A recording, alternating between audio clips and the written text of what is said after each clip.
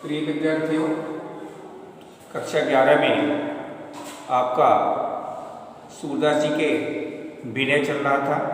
आज वो समाप्त हो गया। आज आपका नया शीर्षक शुरू हुआ है जिसका नाम है भीरमर गीत। रचनाकार हैं सूरदास जी।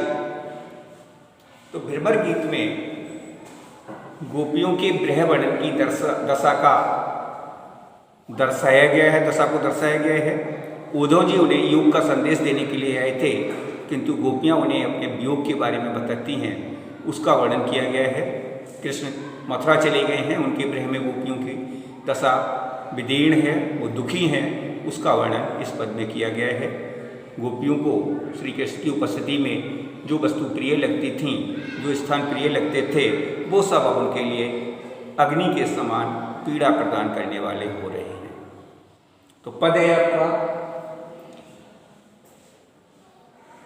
बिन गोपाल बैरिन भी कुंजय, बिन गोपाल बैरिन भी कुंजय, तब बेलता लगत तन शीतल, अब भे विषम ज्वाल की पुंजय, बिरता बहत जमुना खग बोलत, बिरता कमल फूल निहल गुंजे, पान पवन पान घन सारस जीवन, दरसुत किरण भानु वही भुंजे, ये ऊधो कई ओ माधो सो, मदन मार की नियम लुंजे, सूरदास प्रभु तुम्हारे दरस को, मगजोबत अखियां गई छूंजे। विरह का वर्णन किया गया। तो पहले इसका अर्थ समझ लेते हैं, प्रश्नोत्तर बाद में करेंगे हम लोग। गोपियां श्री कृष्ण के जाने के पश्चात उनकी विरह वेदना में व्याकुल है। उद्धव उनके पास आकर के योग करने के लिए कहते हैं।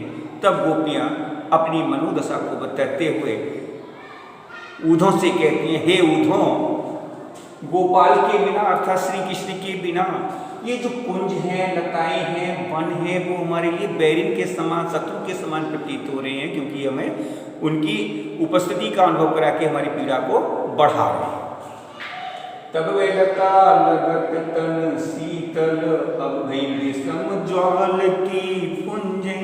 जब श्री कृष्ण हमारे साथ होते थे तब ये लताएं हमारे लिए शीतलता प्रदान करती थी, अर्थात सुख देती थी, लेकिन अब उनकी अनुपस्थिति में ये हमारे लिए अग्नि के भयंकर अग्नि के पुंज अर्थात समूह के समान हमें पीड़ा दे रही है, हमारी विरह वेदना को बढ़ा रही है। बिरथा बहत जमुना खग बोलत, बिरथा कमल फूल नियल गुंजे। ये जमुना व्यर्थ बेकार बह रही है, व्यर्थ में ही खग बोल रहे हैं, पक्षी बोल रहे हैं, कमल भी व्यर्थ ही खिल रहा है, फूल उसके खिल रहे हैं, और उनके ऊपर जो घोड़ा गुंजार कर रहे हैं वो भी व्यर्थ है। अर्थात श्री कृष्ण की हवा में हमें सब कुछ बुरा लग रहा है, अच्छा नहीं लग रहा है। पवन वायु, पान जल, घनसा कपूर, सजीवन संजीवनी, दधिसुत चंद्रमा, किरण किरणें, भानु सूर्य भई के समान भुंज मैंने हमें ताप दे रही है।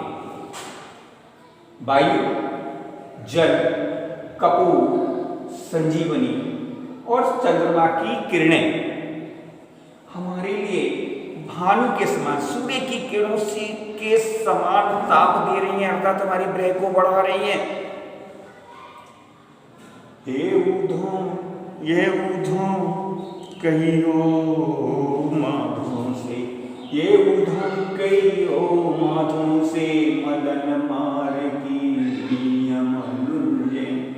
हे उद्धव, अब श्री कृष्ण से हमारा संदेशा कह देना कि कामदेव ने हमें मार मार करके, अपना प्रहार करके शक्तिहीन बना दिया है, मृतक के समान कर दिया है। तुम्हारे दर्शनों के लिए हम प्यासे हैं, अतः आप हमारे कष्ट का निवारण करें।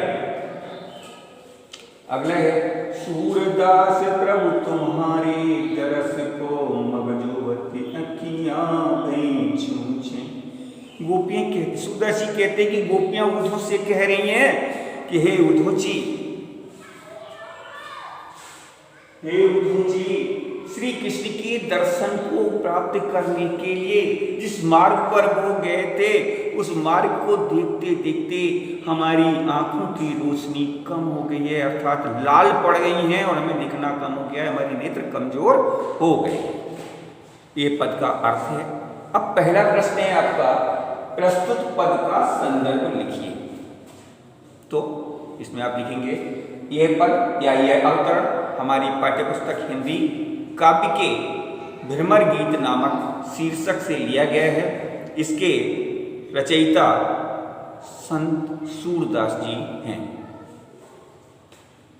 दूसरा प्रश्न है रेखांकित अंश की व्याख्या कीजिएगा। तो आपका रेखांकित अंश है, बिन गोपाल बैरिन भी कुंजे तब बेलता लगत तन शीतल अब गई विषम ज्वाल की पुंजे। गोपियां अपने मन की दशा का, विरह का वर्णन उद्धव जी से कहते हैं, उद्धव जब श्री कृष्ण हमारे साथ थे, गोपाल जी हमारे साथ थे, तो हमारे लिए बहुत अच्छा लगता था, सुख का अनुभव होता था। लेकिन अब तो ये वन, उपवन, बटिका, वाटिका, बगीचा आदि हमारे लिए शत्रु के समान पीड़ा देने वाला हो गया है।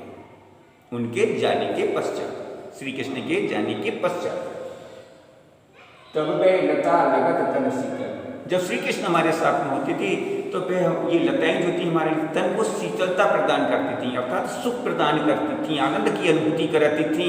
लेकिन उनके जाने के पश्चात ये हमारे लिए भयंकर अग्नि के पुंज के समान, अग्नि के समूह के समान हमारी ग्रह वेदना को बढ़ा रही है, पीड़ा प्रदान कर रही है। अगला प्रश्न है, गोपियां उद्धव से क्या संदेशा भिजवा रही हैं? गोपियां उद्धव से कहती हैं, हे उद्धव, ये पंक्ति आपके, ये उद्धव कहियो माधव से मदन मार की ली हम लूचे। हे उद्धव, आप माधव अर्थात श्री कृष्ण से जाकर के कहना कि कामदेव ने, आपके जाने के पश्चात कामदेव ने हमारे ऊपर अपना वार करके, प्रहार करके प्राणहीन सा बना दिया है, प्राणहीन सा बना दिया है, और यदि आप नहीं आते हैं तो संभवतः हमारी मृत्यु भी हो जाए। अगला प्रश्न है, श्री कृष्ण की उपस्थिति में लताएं कैसी लगती थीं और अब वे कैसी प्रतीत हो रही हैं? तो इसका उत्तर है, श्री कृष्ण की उपस्थिति में लताएं उनको शीतल लगती थीं, अर्थात सुख या आनंद देती थीं, और जब वो चले गए हैं तो ये लताएं उनके लिए कैसी लग रही हैं? विषम अग्नि के पुंज के समान, अर्थात अग्नि का, भयंकर अग्नि के समूह के समान उनको पीड़ा पहुंचा रही हैं। अंतिम प्रश्न है, इस पद में कौन सा रस प्रयुक्त हुआ है?